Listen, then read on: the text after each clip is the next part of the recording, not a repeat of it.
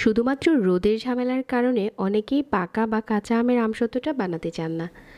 আজকে রোদের ঝামেলা ছাড়া কিভাবে আমসত্ত্ব বানাবেন ওই রেসিপিটাই শেয়ার করছি। আমসত্ত্বর জন্য এখানে 7 থেকে 8টার মতো আমের খোসা ছাড়িয়ে নিয়েছি। তারপর হচ্ছে গ্রেটারে যে মোটা সাইড আছে ওটা দিয়ে গ্রেট করে নিচ্ছি। এভাবে করে গ্রেট করে নেওয়া হয়ে গেছে। তারপর একটা প্যানে নিয়ে নিলাম, আর এখানে হাফ কাপ চিনি দিয়ে দিচ্ছি। চিনিটা দিয়ে আমের কুচির সাথে একটু মিশিয়ে রাখছি, তাহলেই দেখা যাবে যে পানি ছাড়তে শুরু করেছে।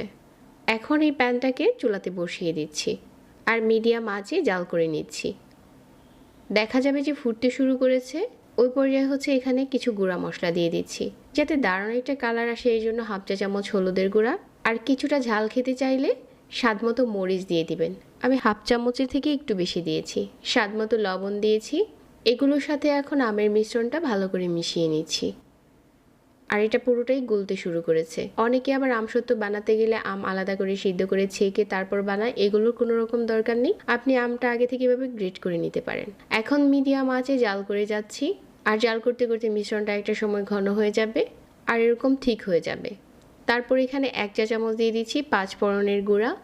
আবারও নেড়েচেড়ে মিশিয়ে নিচ্ছি। আপনি হচ্ছে পানিটা পুরোপুরি টানিয়ে নেবেন, তাহলে আমসত্ত্বটা খুব তাড়াতাড়ি শুকনো যাবে। এখন স্বাদ মতো বিট লবণ দিয়ে দিচ্ছি। তো আমের এই মিশ্রণটা এখন একদম ঠিক আছে। এক্সট্রা পানিটা পুরোপুরি টেনে গেছে। এখন এটা শুকাতে সময় লাগবে না। ঠিক এরকম হয়ে গেলে চুলা থেকে নামিয়ে নিচ্ছি। যে ট্রেতে আমি আমসত্ত্বটা শুকিয়ে নেব আগে থেকে তেল দিয়ে দিচ্ছি, তাহলে শুকানোর পর উঠাতে সুবিধা হবে।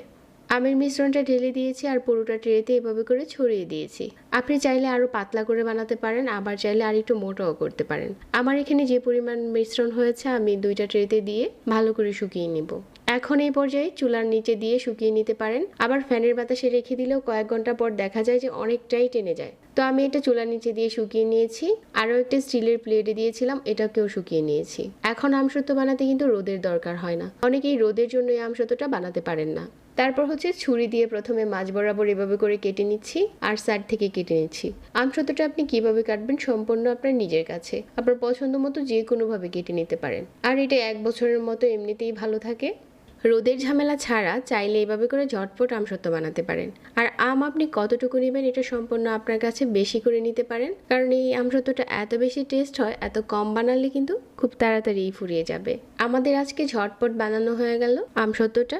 আপনি চাইলে একইভাবে পাকা আমের পিউরি দিয়েও এই রেসিপিটা বানাতে পারেন। যারা এতক্ষণ সাথে ছিলেন সবাইকে আবারও অনেক অনেক ধন্যবাদ জানাচ্ছি। আরও নতুন রেসিপি পেতে আমাদের পেজ ফলো করে রাখবেন। আজকে এখানেই বিদায় নিচ্ছি। আল্লাহ হাফেজ।